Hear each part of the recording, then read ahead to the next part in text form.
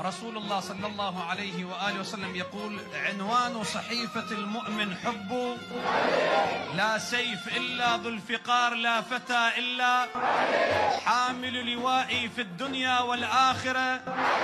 أمرني ربي بسد الأبواب إلا بابه. الصديقون ثلاثة: مؤمن آل ياسين ومؤمن آل فرعون، وأفضلهم من سره أن يحيا حياتي ويموت مماتي فليتولى من بعدي. ينادى يوم القيامة: يا محمد نعم الأب أبوك إبراهيم ونعم الأخ أخوك.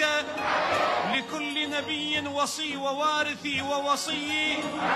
اللهم لا تمتني حتى تريني وجهه.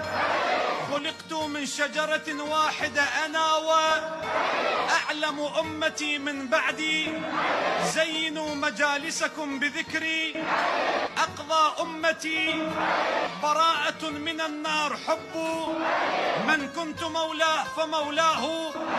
لم يكن لفاطمة كفء لو لم يخلق الله.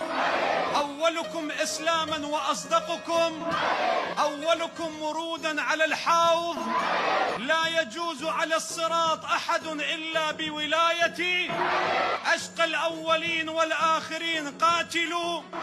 أنا المنذر والهادي من بعدي.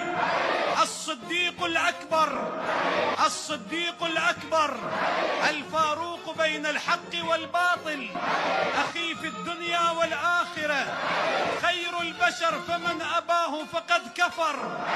إمام البررة، إمام البررة، قاتل الفجرة، منصور من نصره، مخذول من خذله. إمام المتقين، أمير المؤمنين، قائد الغر المحجلين. مني بمنزلة هارون من موسى.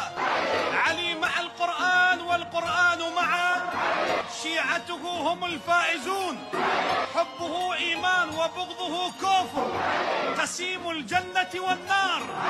مني وأنا من ولي كل مؤمن من بعدي. أحب الخلق إلى الله ورسوله.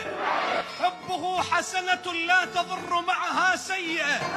علي مني مثل رأسي من بدني.